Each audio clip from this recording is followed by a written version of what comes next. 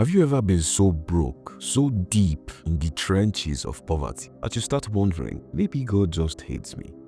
Well, welcome to Mr. Efemini's reality. Down broke, grieving his dead mother, and with a wife in the hospital about to give birth to triplets. With 0 naira to his name, you best believe that this story will mess with your head. So, stick around. Welcome to How to Kill a Monkey, a crime thriller that is streaming now on Netflix. Buckle up. This film opens with a blood-packed initiation. Small pikin from 13 to 16 are being forced to swear eternal loyalty to their masked boss. Blood is drawn from their necks, and this so-called boss, hidden behind a monkey mask, drinks it like Ribena before declaring in Edo, "You all belong to me."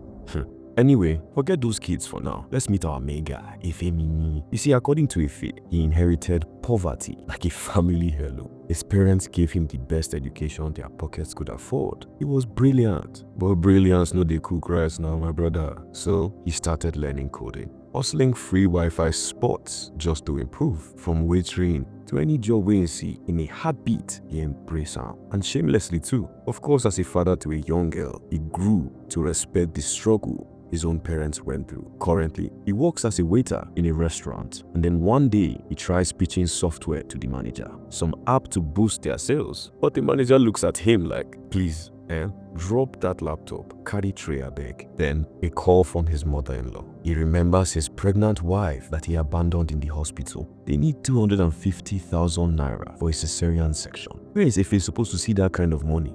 The same person that couldn't get 50,000 loan from his manager earlier. He runs back to the manager to beg for 50,000 naira, explaining his situation, when the man bursts into laughter and says, "Go for deliverance, because God no like you."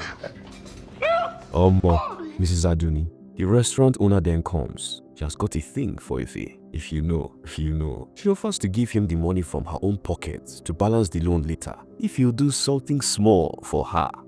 Let's just say this something isn't a PowerPoint presentation, but our man, Efe, is a vegetarian and he flees like Joseph in Potiphar's house. But bros Efe, where would you now get this money from? You are broke, desperate, even dogs are chasing you off rich people's houses. Eventually though, with his mother-in-law blowing up his phone, he swallows his pride and returns to Madam Aduni. Despite the earlier rejection and an indigested meal she just had, she's still game. Now una think say person may just chop belle full, no they do exercise. Make una dey do. Anyway, while they do that, let's take a quick detour to meet Inspector Mo Ogulesi, freshly promoted at the NCCC, Nigerian Cybercrime Commission. She is eager to hit the ground running and make a name for herself, but her husband pleads with her to slow down. They are supposed to be at his mom's birthday, but Mo tells him to go ahead with the kids and that she will meet them there. Now back to Efe. Now freshly paid for his services, he hops into a one-chance keke on his way to the hospital, and just like that, gets robbed. Honestly, at this point, you actually start to wonder, did Efe kill a deity in his past life or what is going on? Nevertheless, Inspector Mo's world is about to crumble. Her family never shows up to the party, and that's when a call with unsettling news came in. They had been in an accident. She rushes to the hospital, the same one Efe is in, trying to explain why he didn't have the deposit. Mrs. Ejoor, the MD, steps in to calm things down and offers him a flexible repayment plan. Finally, a random act of kindness. Efe is overwhelmed with gratitude, but then the bomb drops. One of the babies didn't make it. Malnourishment, she says. Efe weeps uncontrollably. You would think those tears were tears of grief. You'd be wrong, because those are tears of relief, because he has one less mouth to worry about feeding. Unfortunately, Mo's own case didn't get better. There in the morgue were the bodies of her husband and children. She can't even cry. She's just empty. Back in the ward, Efe meets his twins and his ever-understanding wife. No sir, but her mother, she comes with fire and brimstones. She's hungry. He didn't even bring food, she screams, calling him a disgrace, emasculating him with every breath. But no sir, she holds him down, and if he knows, he struck gold with her. He dives right back into the hustle, but before he can catch his breath, bam, his uncle show up, chest out, demanding a grand burial for his late mother. Cow! chicken, goats, full funeral party package. These are the same uncles who ghosted his late mother when she was sick, but if he stood his ground, no showy burial, just a simple, dignified goodbye. One coffee. One grave. But how do you explain struggle to people who don't live in it? Nosa went back to work as a nanny, fresh from childbirth, just to do her job. The madam that gave Ife the loan, she didn't pay it back, and that debt swallowed his salary. Man was left with 1,000 naira. 1,000 naira, and he still had to repay message or 4 from the hospital. This life, na real simulation. They all needed a release. Pressure was building, tight like drum. When Mo couldn't silence the haunting voices of her kids anymore, she snapped. Now, flip back to the restaurant. A group of disrespectful customers starts harassing a female waiter. Ife jumps in, taking her place. That was a big mistake. Or maybe not. One of the guys at the table squints at him. Come, I remember your face now. If he doesn't remember him though, until the man lifts his shirt to reveal his scar, and then boom, Oboziome. Back in Delta State University, if he had once saved this guy from a rival gang beatdown, now this same cultist turned rich man is the boss at the table. He owes Ife his life, and to show gratitude, he invites him to sit and eat. That act of kindness got Ife fired. Why? Because he wasn't even supposed to be at the table. But Obos doesn't play. He clears all the debt Ife owes to restaurant, the entire 280,000 naira, and he even gives Ife extra 100k cash and a job offer. Even forces Madame to serve Ife personally. Tables they turn sharp. Ife held back tears. Was this God's hand or just the hand of Obos? Before we start arguing whether it's divine favor or Obos just flexing his God complex, I beg, make una like this video so you too can show it to more movie lovers like you. Help your boy out. Now, back to the madness. The next day, Ife brings Nosa and the twins to Obos' mansion, Luxury Central, inside the heart of Lagos. They meet his wife, Idia, with the BBL pot. Nosa has the classic, I don't like you people, but I'll smile written on her face. Women. When the ladies step aside, Obos looks at Ife. Express yourself. Talk to me, he said. And Ife, he pours out years of pain. How life has been a consistent slap in the face. All his effort, all his sleepless nights, and he still can't afford simple things. Some nights, he doesn't even go home, just so Nosa thinks he's hustling. Suicide? Been there mentally. But Nosa, she was his anchor, his why. Tears flow. He drops to his knees. Obos, I beg, cut soap for me. You sure say you go fit to the kind work with me they do? Ross, rush, answer me. I'll give you a hint. This job isn't exactly CAC certified. But Ife, with the kind of shake away my guy don't see. At that point, even if the work was to drain an ocean, he did. So Obos takes him to his office. Everything looks legit. White collar workers typing away. Clean floors, AC they blow, nothing suspicious. Until Ife notices something odd, juju tied on Obos' personal office door. But you see Ife, they fear again. Just one small leg dusting and a quick prayer under his breath, and my man has been through too much to be faced by small juju. About that job offer, Obos doesn't need Ife's coding skills. I mean, not the surface level stuff anyway. No, he's thinking big picture. See, back in uni, Ife used to own a cyber cafe, not just a place for browsing. This was the plug spot for forged documents, transcripts, IDs, certificates, you name it. You see that dark arts experience? That was what Obos needed for his inner circle. Because on the outside, Obos' business looks legit. Spare parts, logistics, all clean. But the real money, it's in the inside business. Yes, and that's where Ife comes in. The only problem? Ife is a changed man, or at least he's trying to be. He's ashamed of his past. But as you know, shame not the put food for table, and it definitely will not feed his babies. He begs Obos, let me do something, anything. Obos, after some silent calculations, finally agrees. He taps some buttons, and a hidden door opens to a dim hallway. At the end, monkey masks. They both wear one, but something distinct about Obos' mask. That's the same one we saw at the very beginning. Do you remember that chilling initiation? Yup, he is that man. And now we can finally see the real operation. Welcome to Cells. Cells is not a prison, but a full-blown Yahoo headquarters, stocked with internet fraudsters typing away. See, even Whitey, they do two-factor authentication for there. Obos has several of these cells scattered across Lagos. But Ife, He's not feeling it. His conscience is shouting louder than hunger. He refuses to participate. Obos is disappointed. Even worse, he's now suspicious. What if Efe runs to the police? Anyway, Obos considered his debt to Efe for saving his life paid and throws him out. But how do you tell your wife you were offered a job as a full-time scammer? You don't. Efe dodges the truth. Onosa doesn't press. Why? Because she trusts him. But the comparisons start. Did you see Obos's wife? Did you see her weak? And just like that, Efe snaps. They argue. He throws shade about her drinking wine with the woman, forgetting she's still nursing. But to be fair, she binned the drink. But you see that fight? It all lasts. Nosa's love runs deep. He apologizes the next day. They kiss and make up. Then Efe heads out, back to job hunting. But you see, this time, it's not just any company. He heads to a tech firm he had sent 215 emails to. Are you the guy that has been sending me emails? 215 of them, sir. And by the grace of the hustle gods, he meets the CEO. The man invites him to pitch his software to the board. Efe's moment has finally arrived. See God. When he opens his bag, log of wood, no lappy. When did this happen? Maybe it got stolen at the buka where he dozed off, or maybe this was Obos.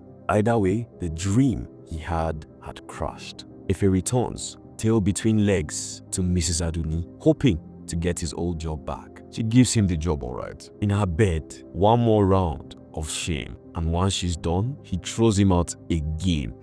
Evil woman! And God will punish you! You say wait. Efe hits the breaking point. Life is now spitting in his face. At home, things get worse. His eldest daughter is back, kicked out by his uncle's wife. Why? Because the uncle tried to rape her and the wife took to his side. Add the wails of hungry babies and that was it, the final straw. Efe storms out into the rain, consumed by the memories of the constant reminders from everyone of how he had failed as a man. Efe finally snaps. He marches to Obos's place, eyes wild with determination. Pride no day game. Why you come back? Obos asks. Because I want to feel like a man. Obos hesitates. This isn't a place you enter and exit like a bank queue. Efe begins to beg, informing Obos the capabilities of his software. Yes, that same software.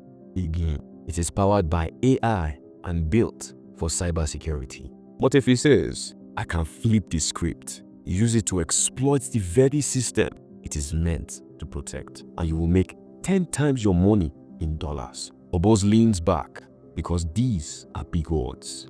Big promises. He has street OT, but Efe has the brains, the book smart kind, the kind that builds firewalls or breaks them. So Obos says, make we run out. Meanwhile, you remember Inspector Mo? Well, let's check on her. She's hanging by a thread. Her mental health is shattered. The voices of her children echo in her head 24/7. Her dreams are haunted. Her waking life is even worse. She's now seeing a psychiatrist, but even that is not helping. You see, for Mo, her reality is the nightmare.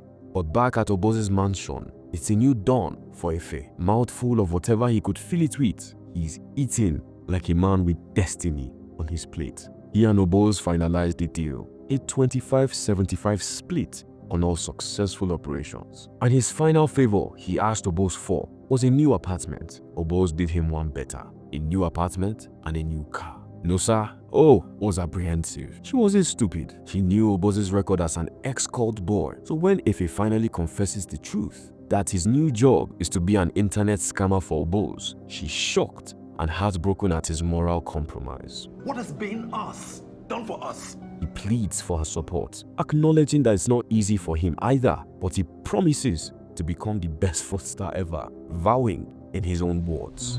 You go in and out.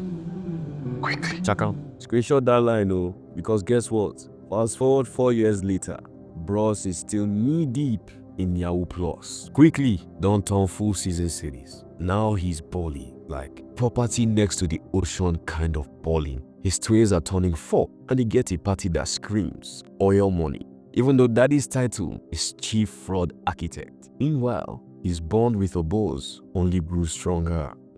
But I don't think Efe knows that Obos is chopping his daughter too. Now, while this day marked celebration for Efe, it was something else for Mo. She had just resumed back at the NCCC and demoted to inspector. Ouch. But at least she was back. Although settling in, it wasn't easy, especially when her nickname around the office had morphed into Crazy Mo. Back at the party, Ife joins Obos for a cruise on his shiny, freshly bought boat. Just when you think his vibes and champagne, Aussie boy, Obos's right-hand man, slips a nylon bag over Ife's head. No jokes. These people were really trying to kill the main character. Why?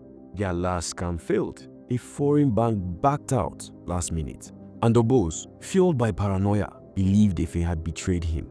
Ife, gasping and shaking, explains everything. How he tried and how he would never cross Obos. And just like that, guys, they go from attempted murder to bro hugs in 3 minutes. But the hits didn't stop. As they returned home, another shocker awaited. One of the twins was missing. Then an anonymous message dropped. A viewer's image of the child chilling in the fridge. Checking it out, truly the girl was there. They race her to the hospital where the police take statements. But who would do such a thing? Especially to a kid. Obos, in his typical colorful language, vows. When I catch the person wey do this thing, I'll carry broomstick, shook inside a brick. Dear God, it's beautiful. And I promise you, this was just the beginning of all the nice things that he promised to do to a man's private. Thankfully, the child pulled through. But the cracks in Ife and Nosa's marriage were widening. Obos takes his leave, leaving Aussie boy to guard Ife, which is ironic, says Aussie can't wait to destroy him. My guy was reeking of jealousy because Obos treated Ife like a brother and him like a backup charger. Spare cord. It turns out Ife isn't the only one with a target on his back. They came for Obos too, as he was ambushed in traffic. His driver got killed and he barely escaped with a bullet grace. Now they don't vex Obos. You think this is random? No, I know who is behind this, he growled. Wait, what? You knew but pretended you didn't? Ife flares up. The men clear out of the room for grown man talk. Now we meet the big threat, Teacher.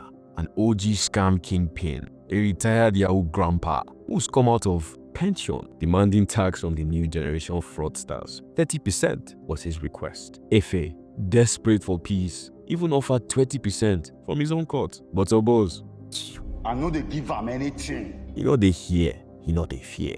So what did he do? He blew up Teacher's car with 3 of his grandchildren inside. Yes, that actually happened. Now, Teacher obviously wants blood. And from the look of things, he's not coming for Obos. He's coming for the whole monkey operation. Meanwhile, back at the NCCC, the news is tightening around the monkey fraudsters. Their latest hit on a petroleum company in Houston has the cybercrime unit in a frenzy. The only clue they have is a picture of a monkey that the criminals always leave behind. Mo is particularly interested in this case, but her enthusiasm gets killed quickly.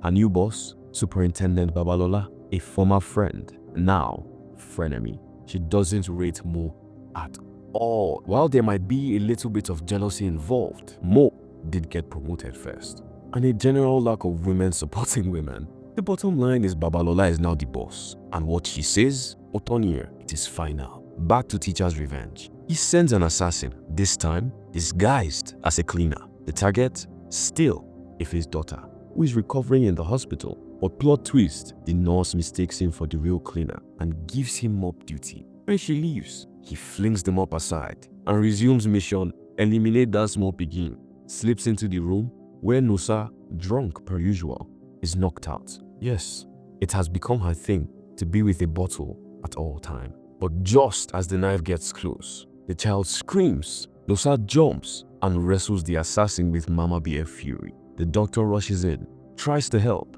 and gets stabbed in the leg for his effort. The assassin escapes. Ife arrives in the aftermath, and instead of thanking the doctor who saved his daughter's life, he lashes out, screaming at the hospital, blaming everybody but himself. Sir, it was you who brought fire to the house. You are shocked the house is hot, but let's hand Nosa the mic. I know that all this is happening because of you. Well, she's a drunk. Fair argument. But hold on.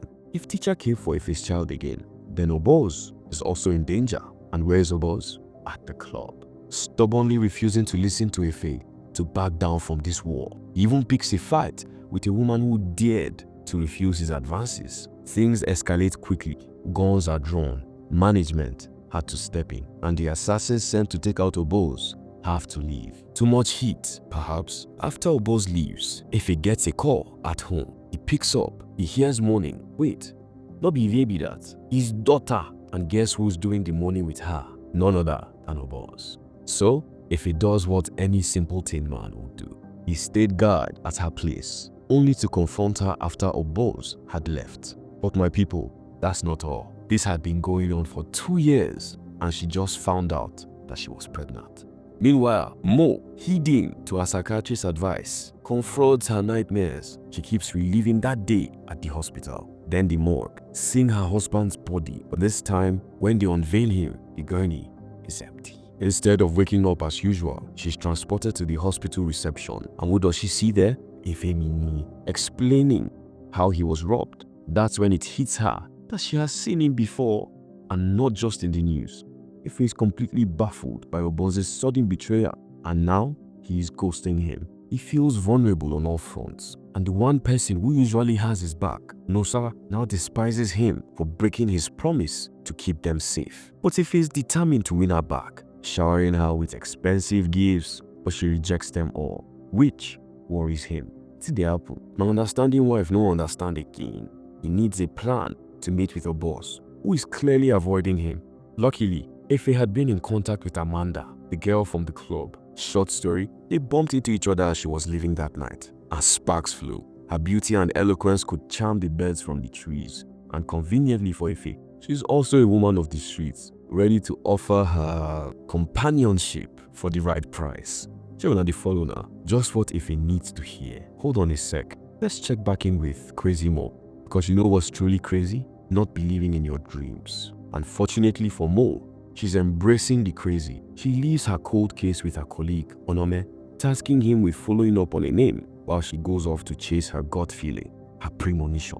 This leads her to the hospital, which now has a different name, and the old memories come flooding back. She meets the familiar face of Mrs. Ejoor, and from all she had gathered, this woman was hiding something. The moment Mo leaves, Mrs. Ejoor makes a call to an unknown person, warning them that Mo is on their trail. On Mo's side, she had noticed the DG logo plastered all over Mrs. Ejoor's office, like it was Christmas decor. The same logo as Efe's company, a man Mrs. Ejoor claimed she hadn't seen in 3 years after he paid off his debts. Remember Efe's plan to lure Obos out? He found out which restaurant Obos would be at. And what does he do? He brings Amanda along, strategically wearing the necklace he originally bought for Nosa. Yes, he knows having Amanda on his arm will ignite Obos' jealousy. And boy, did it work to perfection. Their calm dinner quickly turns into a raging inferno. If you know oppress them, press their neck. What's it again, Obos being a grenade just waiting to explode. The conversation somehow stays focused on the monkey fraudsters, the mental capacity versus the courage and the cash to pull it off. When one of Obos' girls sides with the brains theory, he goes mad, manhandling her, causing her and the other girls to flee to the restroom. With the women gone, maybe Efe and Obos can finally find a solution to the teacher problem, right? You are wrong. While they argue, Evie's pregnancy gets mentioned, and things escalate to a whole new level, with other diners whipping out their phones to live stream the drama.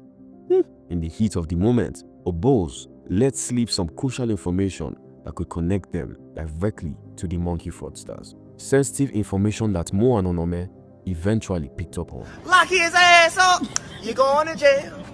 You're going to jail! Meanwhile, Nosa, drunk as a skunk, sees the live stream and jumps to the logical conclusion Efe is cheating on her, with video evidence and all. So, she kicks him out. Madame thinks in an American film, they get into a shouting match, and she lays into him, calling him a rich deadbeat who couldn't protect his family. Words. She accuses him of being selfish for choosing the life of a fraudster.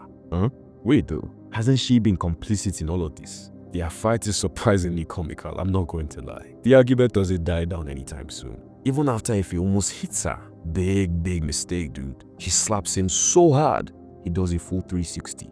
The years of struggle and ill-gotten gains have revealed the harsh truth about their relationship. She has become ungrateful, and he has become too rich to truly love. With nowhere else to go, apparently, he forgot he's rich enough for a hotel. He runs back into the arms of Amanda. Whatever floats your boat, Mr. Efe. No be only if a marriage dey spoil, so Obos breaks up with Evie too, though he does give her enough cash to deal with the pregnancy. Morning comes and the hangover haze lifts from Obos's eyes. He regrets his action from the previous night, and naturally, he and Efe are back to being bros. These men must have thought teacher had forgotten his revenge. He launches another brutal attack, targeting Nusa's mother in the market as she gets stabbed and Idia gets strangled at a massage parlor.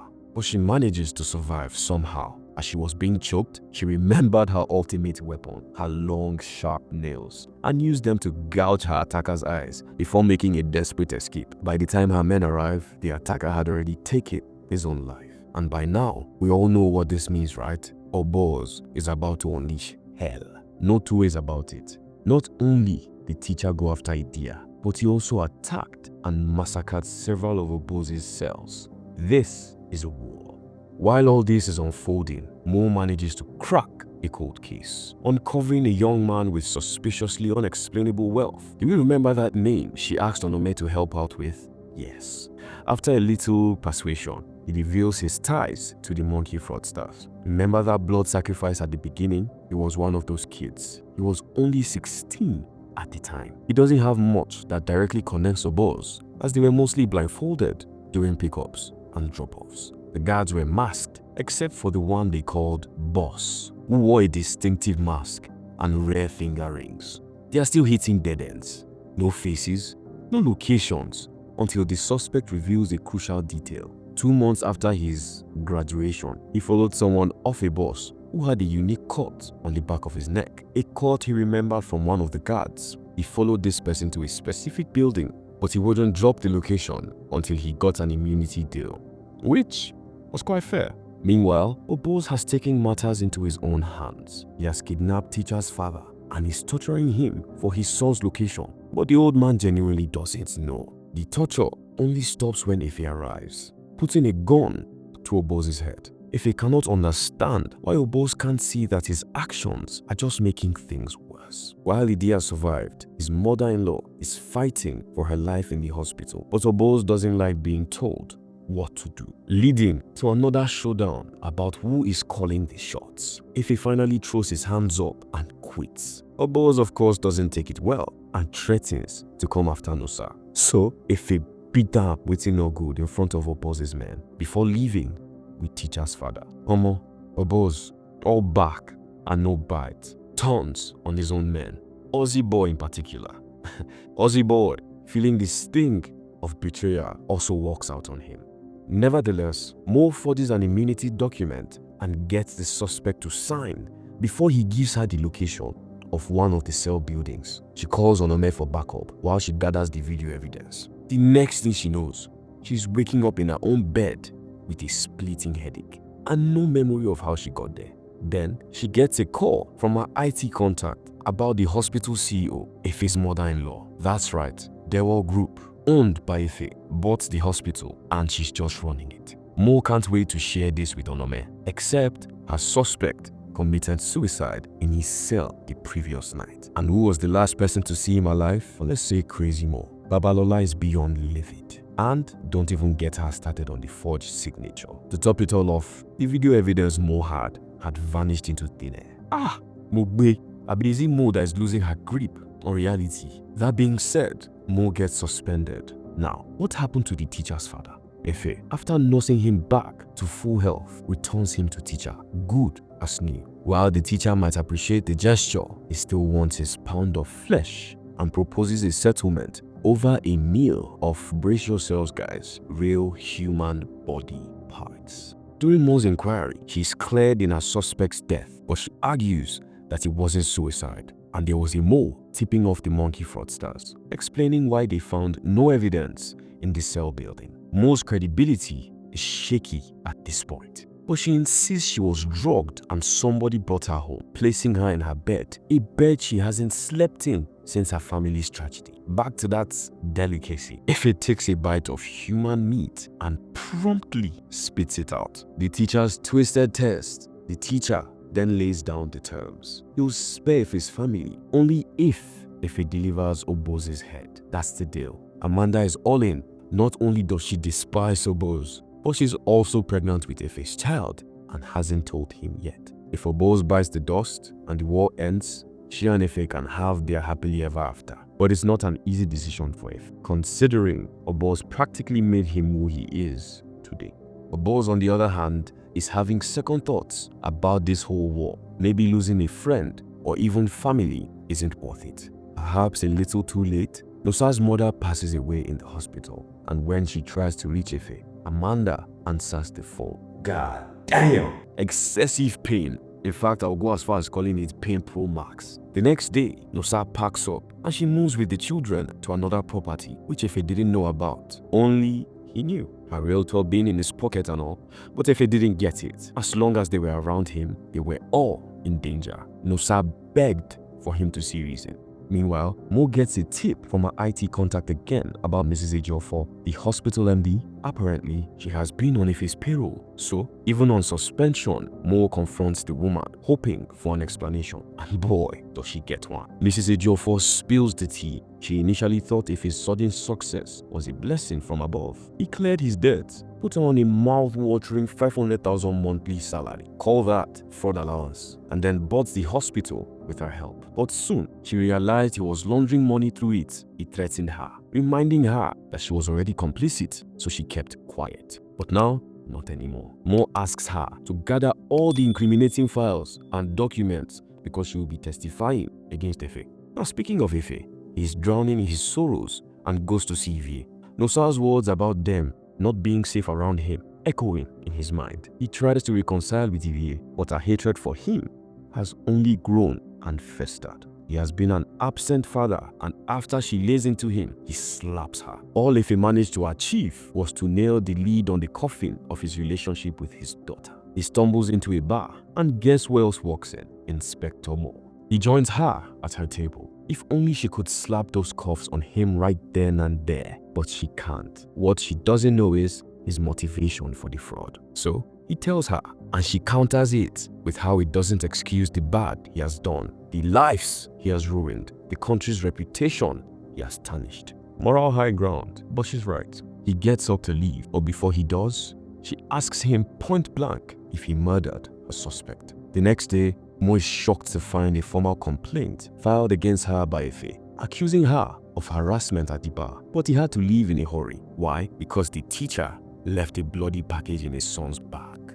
A little reminder that Efe is taking too long to decide Oboze's fate. Meanwhile, Mo is beyond saving. Even Mrs. Ejoor filed a formal complaint against her, and that was the final straw. Babalola had no choice but to pull her off active duty and recommend intensive psychiatric treatment. But guess what? That recommendation came straight from her own psychiatrist, courtesy of Efe, of course. Now, fast forward 12 hours later, Efe was hyperventilating, crying himself, full emotional breakdown, before driving off with some armed thugs. Well, from the calmness Amanda wore while consoling him, it was clear her wish had finally come true.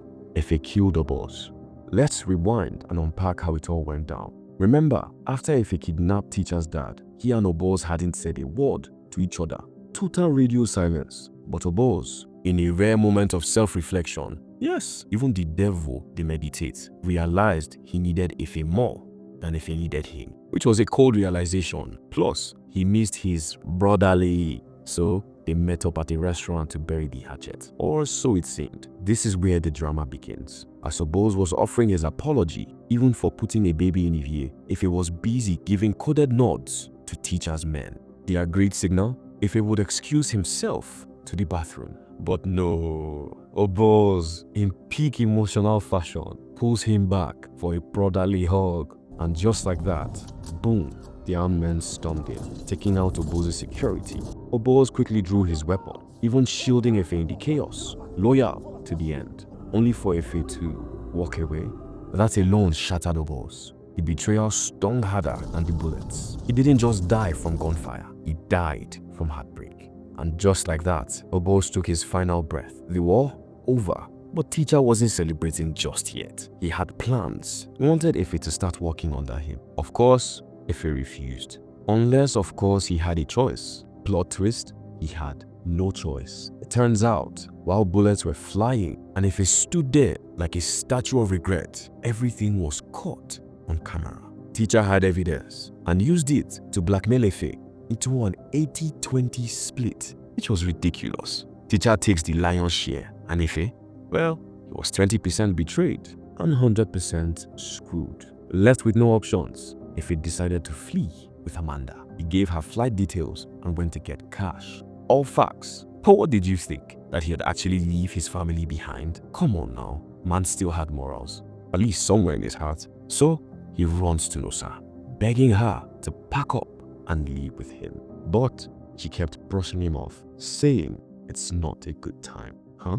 What do you mean it's not a good time? Well, turns out Nosa had been busy cheating with Mr. Doctor. Yup, that doctor, the hero, the one who saved their daughter from a stab-happy assassin at the hospital. Clearly, he likes her men brave and useful. Ife, he lost it. Threw a few punches at the good doctor.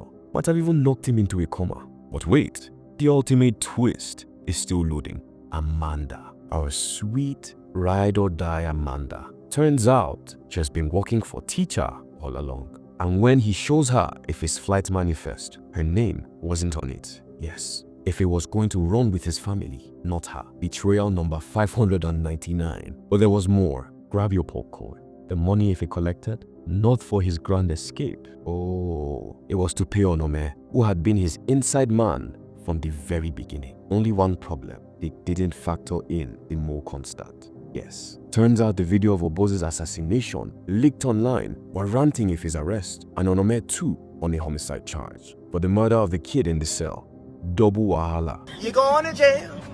You're going to jail. Ife was charged as the prime suspect in the murder of his business partner, and guess who testified against him? Yup, Amanda, who leaked the footage. Mrs. Ejoor, she was there too. Ife, of course, still burning with rage over Oboze. It was giving the Avengers, more or less. Ironically, the only one who didn't testify against Ife was Nosa.